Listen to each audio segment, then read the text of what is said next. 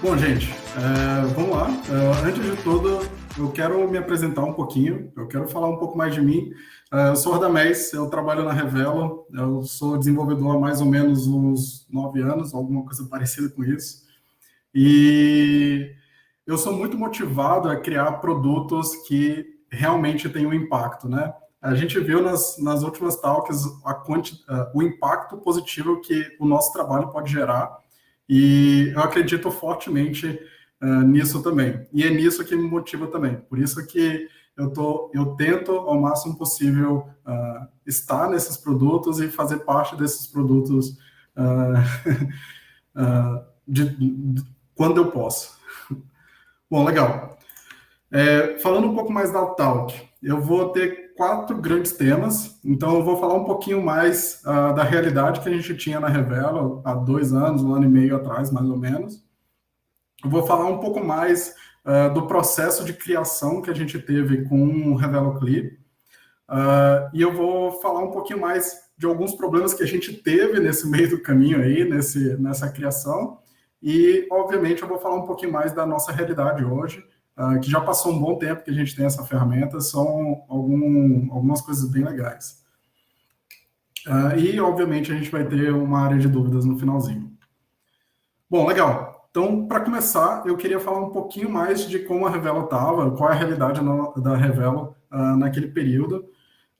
E para isso eu listei aqui 4 grandes tópicos, e eu vou tentar passar por cada um deles. O primeiro de todos, com certeza, é que a gente tinha ambientes muito heterogêneos, os ambientes eram muito diferentes, e para dentro da Revelo tudo bem, não tem nenhum problema a gente ter ambientes tão diferentes assim, mas os times não podem tomar a mesma decisão mais de uma vez, né? Eu acho que se um time passou por um problema, a gente tem que ter a melhor forma possível de compartilhar esse conhecimento para que os times não estejam refazendo o problema ou mesmo resolvendo o mesmo problema de várias formas diferentes. Então, a gente precisava unificar esses ambientes, a gente precisava tornar eles um pouco mais homogêneos. Uma outra coisa que incomodava bastante a gente era que estava ficando um pouco difícil migrar de um time para o outro, ou mesmo abrir um ambiente. Então, para a gente é bem importante que essa troca aconteça de forma mais fácil possível. Bom, naquele período a gente tinha 20 ou mais serviços. Eu quero só dar uma ressalva aqui que a gente tem serviço, aqui eu estou contando, sei lá, o front-end é um serviço, o back-end é um serviço, o banco de dados é um serviço, qualquer ferramenta que passe nesse meio do caminho aí, eu contabilizei como serviço. E a gente tinha 20 e estava crescendo ainda, estava cada vez mais.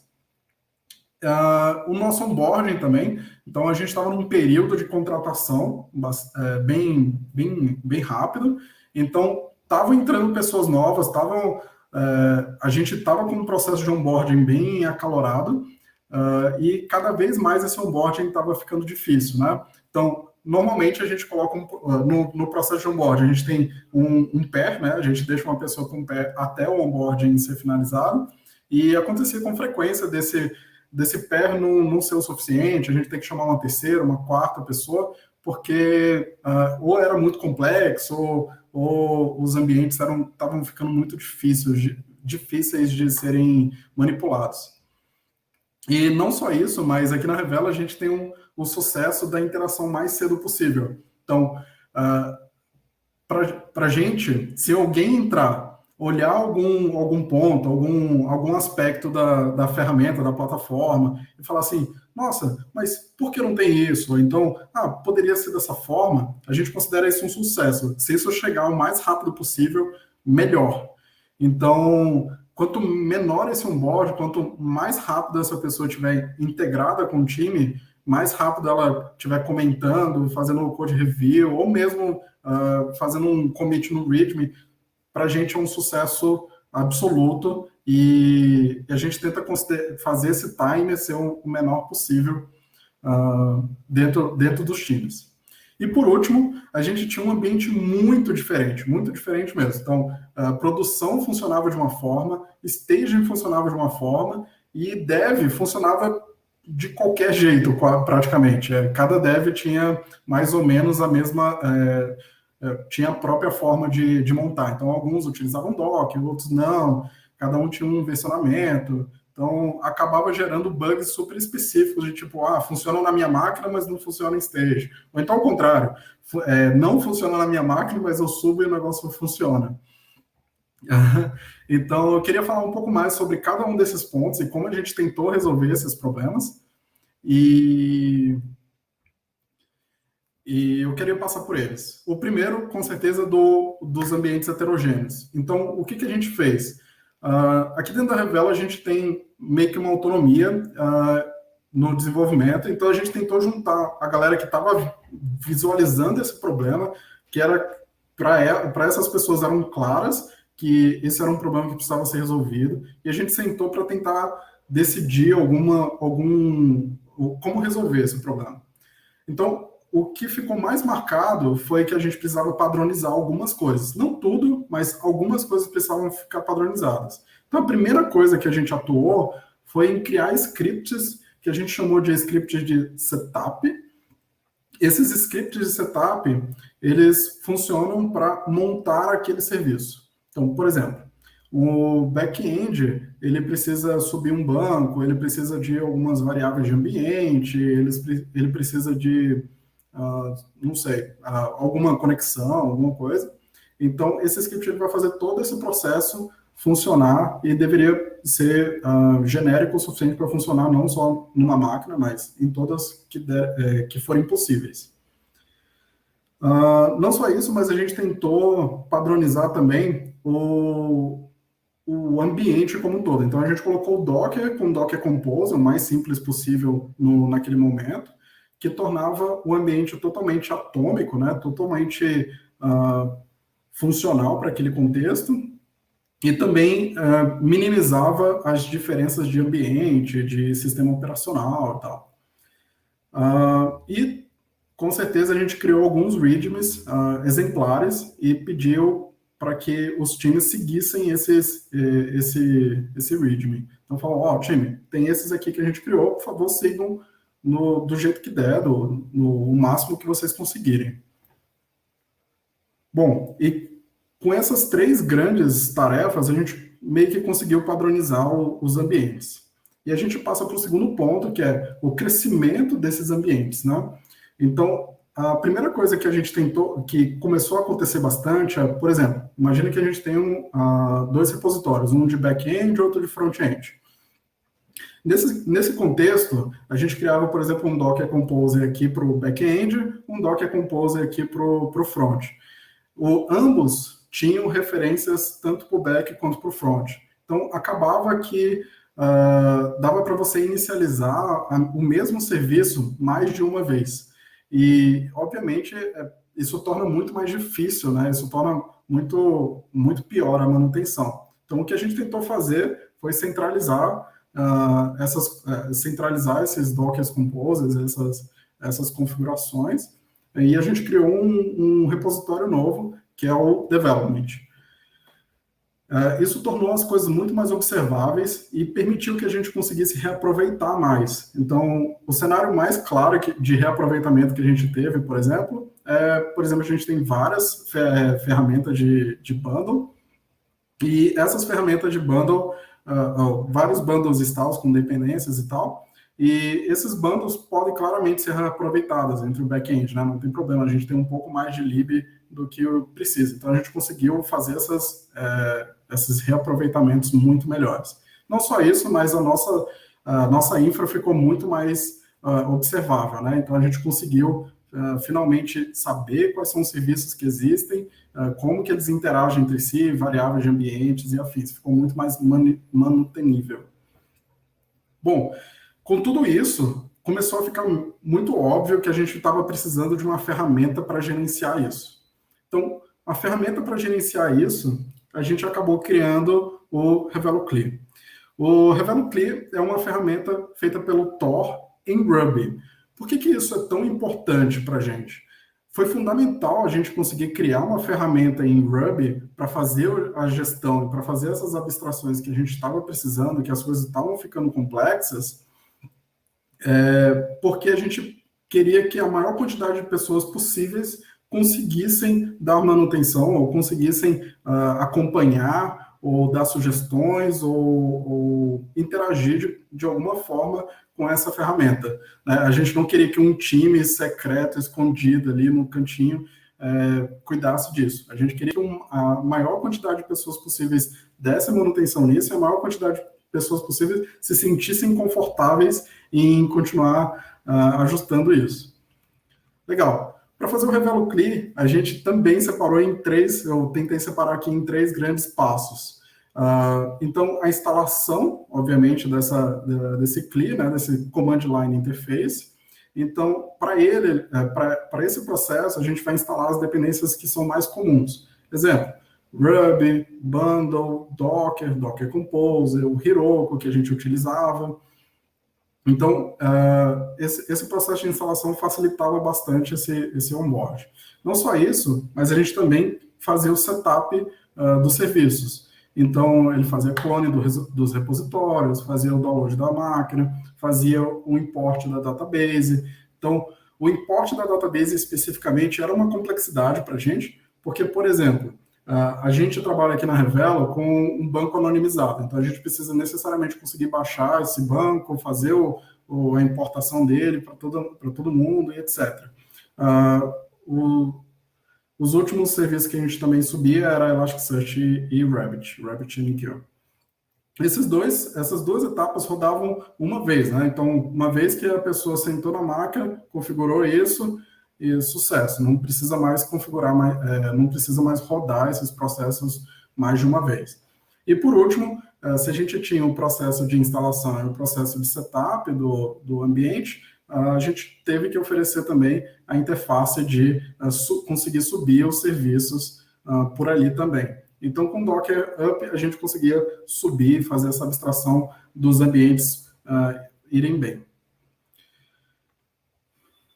Bom, e por último, a gente tinha uma coisa que era uma abstração bem específica nossa, que a gente tem um proxy ainda, que é para fazer migração de tela, mais ou menos. Então, só para vocês entenderem, então a gente tinha um Rails com um RB, com a maioria das telas, e a gente também está fazendo agora um front-end em Vue e substituindo essas telas com o tempo.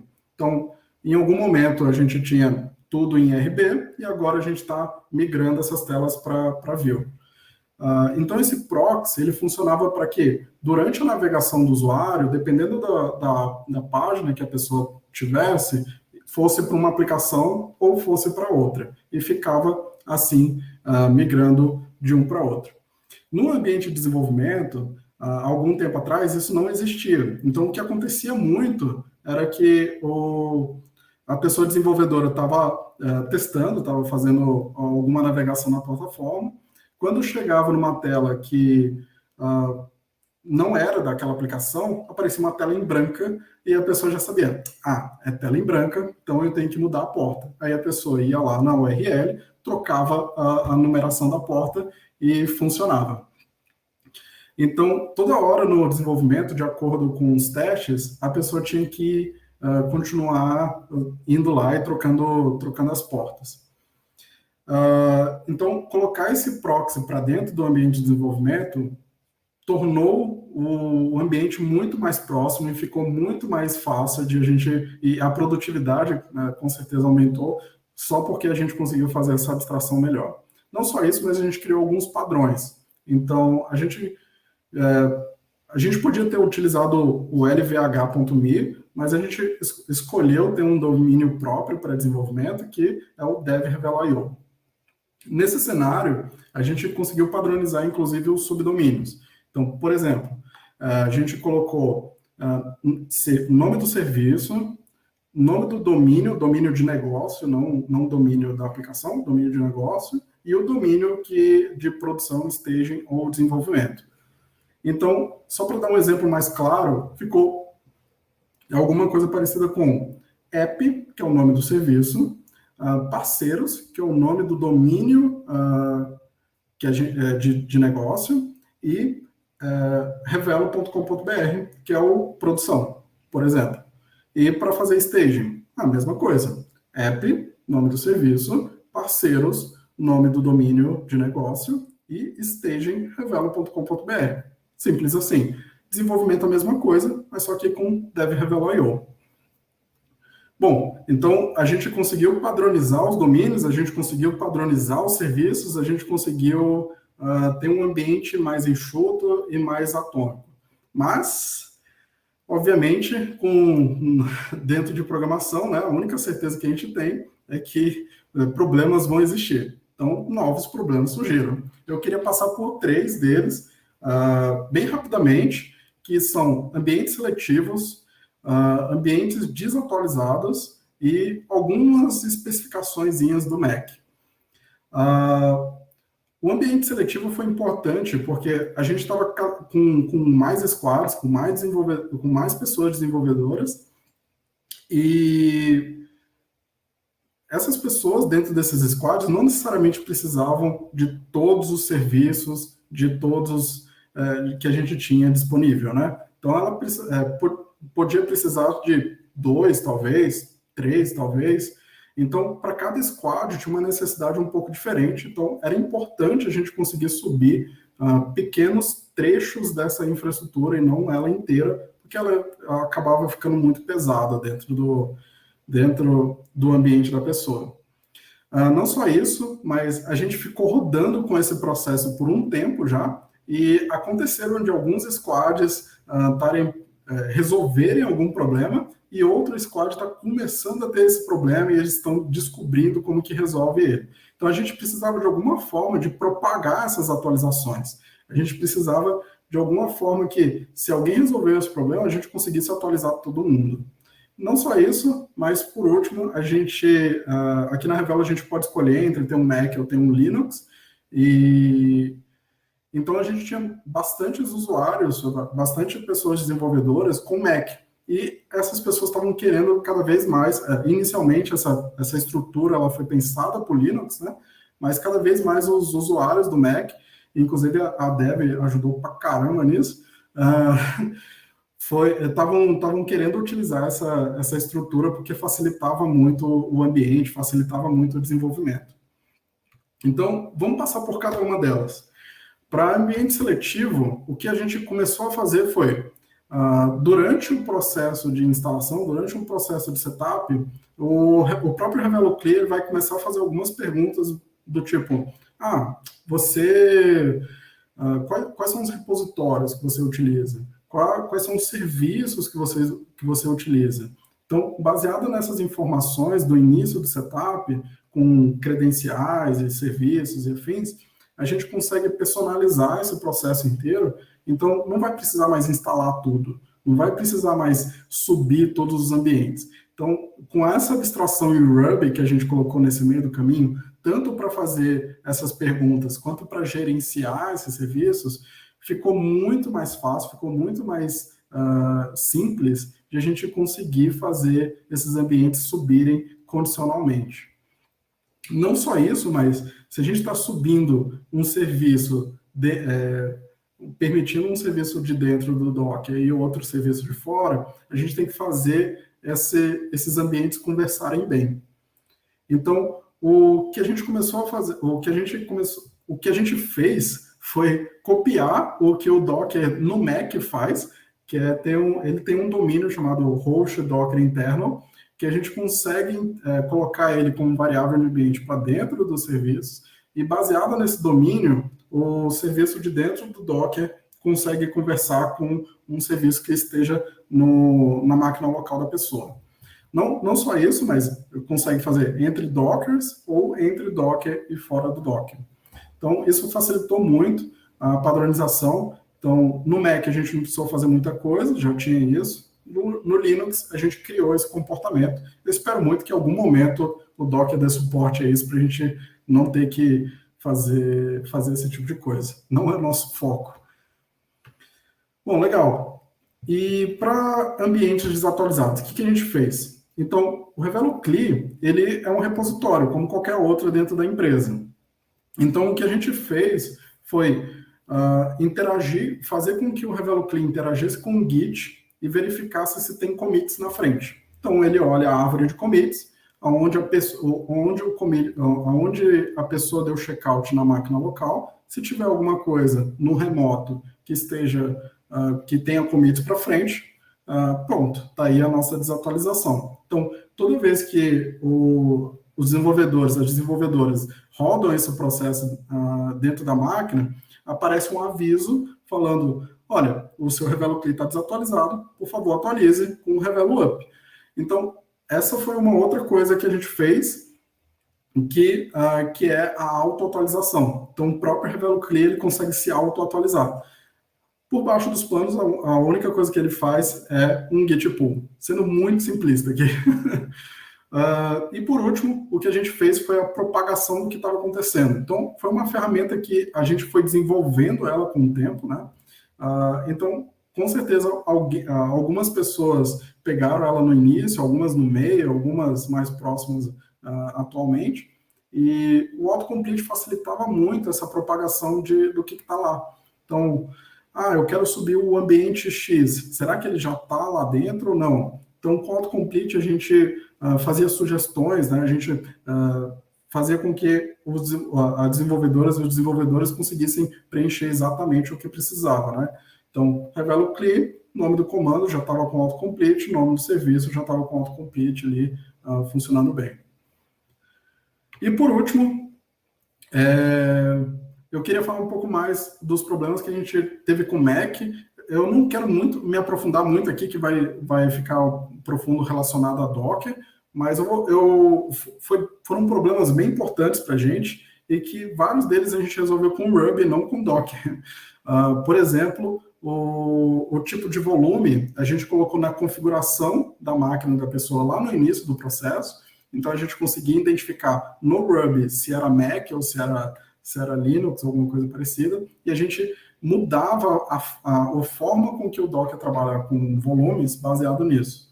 Não só isso, mas a gente também, baseado nessas configurações e validações de Mac, a gente conseguia fazer reutilizações. Então, se fosse Mac, essa vai ser a estrutura de volumes, por exemplo. E é o Ruby que fica gerenciando esse tipo de coisa, fazendo esse orquestramento do que é melhor para o ambiente da pessoa. Tamanho de imagem, então a gente tentou ao máximo possível olhar novamente os Docker images que a gente tinha e tal, para tentar minimizar ele o máximo possível, tirar as dependências, utilizar um Slim, utilizar um Alpine como imagem, se possível. E, por último, a gente fez um script de instalação inteligente, né? Então, aquele processo de instalação, ele automaticamente sabe se é Mac ou se é Linux, e ele vai para um processo apartado só para instalação de dependências de Mac, só para instalação de dependências de Linux, e aí ele segue em frente. Bastante coisa. Mas todo esse esforço, todas essas mudanças que eu tentei passar aqui de forma bem rasa, assim, bem rápida, que o tempo é curto, mas tudo isso trouxe uma nova realidade, né? A gente conseguiu ter realmente um novo processo, né? Ficou muito mais fácil algumas coisas. Então, só para mostrar mais ou menos como ficou no resultado final, então se a gente for fazer algum onboard, alguma coisa nova, esse é um processo super simples que a gente tem hoje, que é clonar o repositório do ReveloCli, entrar, obviamente, no repositório, fazer o processo de instalação com as dependências que eu tinha comentado, né, que é Ruby, Docker, Heroku, Docker Compose, Bundle, etc. Rodar o processo de setup, que aí ele vai perguntar quais são os repositórios que você está utilizando, quais são os serviços que você vai usar, que é, por exemplo, ele fazer o próprio processo de setup, que é o setup do ReveloCli, repositórios, Docker, a importação do banco de dados, que pode ou não acontecer, dependendo do que você selecionar como de uso, Elasticsearch e RabbitMQ. E por último, né, rodar o processo, que é o ReveloCli Docker Up. Boa, e nesses processos, o que a gente ganhou de verdade? Então, a gente tem um ambiente pronto agora. Se a gente quiser, por exemplo, deixar um ambiente pronto para uma pessoa nova que estiver entrando, ou quando a gente for passar no onboarding, vai ser um ambiente muito mais fácil de subir, né? Muito mais simples, muito mais trivial, e é muito mais democrático, né? A gente não exige um conhecimento aprofundado sobre toda a infraestrutura para a pessoa conseguir subir um ambiente local mais tranquilo.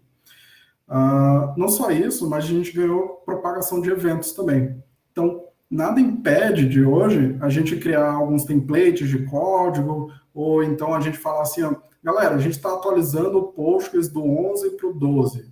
Então, durante essa transição, a gente precisa rodar esse comando.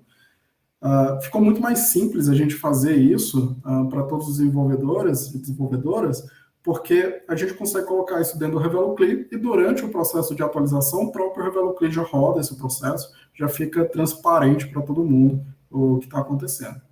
E por último, a gente não tinha, mas a gente está caminhando cada vez mais a ter um Infrastructure as a Code, né, infraestrutura como código, que é basicamente a gente codificar os servidores ou as máquinas que a gente precisa ter. Então, no ambiente de desenvolvimento, isso já é uma realidade, e principalmente agora, que a gente está começando a migrar do Heroku para a AWS, essa realidade está começando a bater na porta, está começando a ficar muito mais óbvia, muito mais clara. Bom, e por último eu queria trazer 3 grandes números que nem eu mesmo sabia, são números incríveis que eu extraí esses dias e que são coisas muito legais. O primeiro é 87% do código que está no Revelo CLI hoje é Ruby, então a gente realmente conseguiu converter e gerenciar esses processos todos em Ruby de fato. Ou seja, a gente não usa só para APIs, web servers e afins, então a gente utiliza Ruby de ponta a ponta agora, inclusive para fazer gerenciamento de ambientes. Tem 12% aí que é feito em Shell dentro do repositório, mas esse não tem muito para onde fugir, né, infelizmente. Bom, uma outra coisa que eu achei super legal é que 100% do time de tecnologia hoje fez algum tipo de interação com o Revelo CLI, fez um comentário, fez um commit, fez um PR, alguma coisa o time fez. Então, 100%. Isso é um número muito legal, que a gente nunca teve um time dedicado a fazer a gestão desse projeto, né? E se a gente está falando tanto de comunidade, hoje a gente falou bastante sobre isso, e ontem a gente falou também, eu acho que a gente pode falar um pouquinho aqui da comunidade pequena que a gente tem dentro da Revelo, que foi incrível e que torna o processo muito mais democrático, né? E por último, a quantidade de commits, né? Foram 529 em mais ou menos um ano e pouquinho que a gente tem essa ferramenta, e commits, como vocês podem ver, de todos os times, sem exceção, contribuindo e fazendo com que todas essas soluções que eu comentei aqui funcionassem não só para um time, mas funcionassem para todo mundo. Então, aqui tem commit de todo mundo, do CTO e das pessoas que estão entrando recentemente. Então, todo mundo contribui. Isso é incrível, realmente incrível. Bom, o que eu queria falar por hoje é mais ou menos isso. Caso vocês queiram, a planilha já está online, disponível, é só acessar esse QR Code aí. Acho que podemos abrir para dúvidas.